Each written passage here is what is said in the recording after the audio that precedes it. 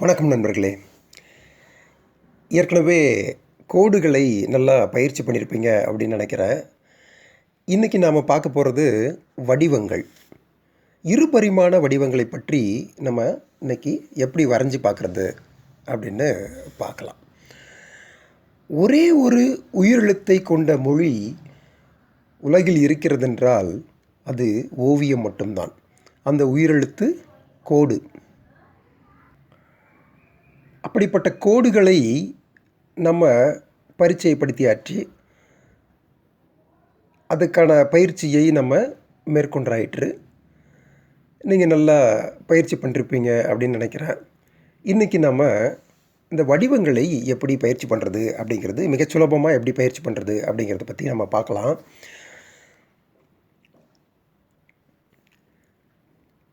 நாட்டை இழந்த ஒரு அரசன் எதிரிகளோட சதியினால் தன் நாட்டை இழந்த ஒரு அரசன் மீண்டும் தன் கோட்டையை பிடிக்க சண்டை போடுறான். தலைநகரை பிடிக்க முடியாமல் தோற்று போகிறான்.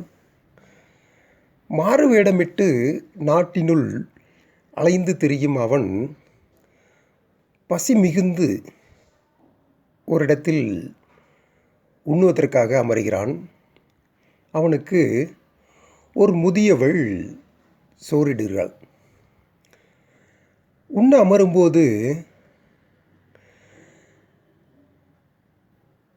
சுடு சோற்றினை தட்டிலே அந்த முதியவள் அவனுக்கு இடுகிறாள். சுடு சோற்றை இட்டு சூடான குழம்பை ஊற்றுகிறாள்.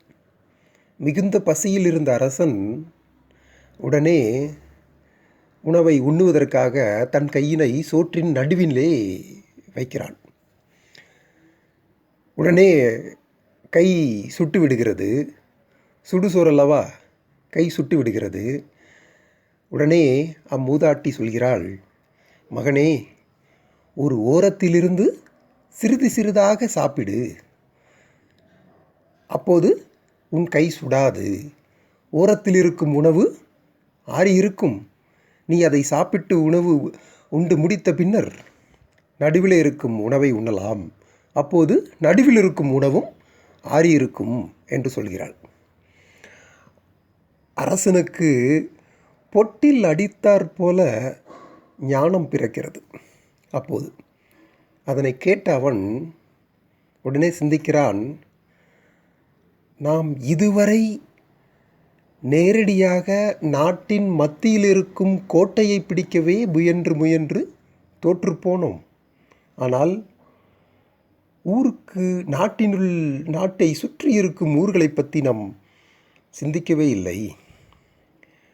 அப்படி என்று சிந்தனையிடுகிறான். பின்னர் உணவு உண்டு முடித்த பின்னர் மீண்டும் படைகளை திரட்டி நாட்டின் ஓரத்தில் இருக்கும், நாட்டின் எல்லையில் இருக்கும் சிறு சிறு ஊர்களை போரிட்டு பிடித்து தன்வசப்படுத்தி மக்களின் ஆதரவை பெற்று பின்னர் கோட்டையை பிடித்து ஆட்சியில் அமர்கிறான். அதைப்போல ஓவிய உலகத்தின் சிம்மாசனத்தை பிடிக்க விரும்பும் ஒவ்வொருவரும் அதனை சுற்றி இருக்கின்ற அடிப்படை பயிற்சிகளை முறையாக பயின்று பின்னர் அந்த சிம்மாசனத்தை அடைய முடியும்.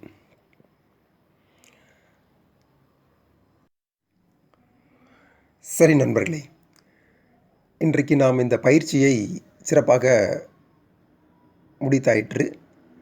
சதுரம், செவ்வகம் போன்ற இருபரிமாண, அதாவது 2D என்று சொல்லப்படக்கூடிய இருபரிமாண வடிவங்களை நாம் பயிற்சி செய்து பார்த்தோம். இப்பயிற்சிக்கு முன்னர் சிறு மணித்துளிகள், கோடுகள், வகை வகையான கோடுகளை பயிற்சி செய்ய வேண்டும். அதற்கு முன்னர் கிறுக்கல்களையும் சில மணித்துளிகள் பயிற்சி செய்ய வேண்டும். அப்போது உங்கள் கைகள்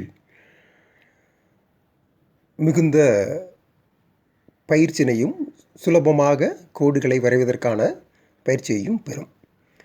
இந்த வீடியோ டியூட்டோரியல் உங்களுக்கு பிடிச்சிருந்துச்சுன்னா ஷேர் பண்ணுங்கள், லைக் பண்ணுங்கள், கமெண்ட் பண்ண மறக்காதீங்க. மீண்டும் இன்னொரு சந்தர்ப்பத்தில் நாம் சந்திப்போம். நன்றி, வணக்கம்.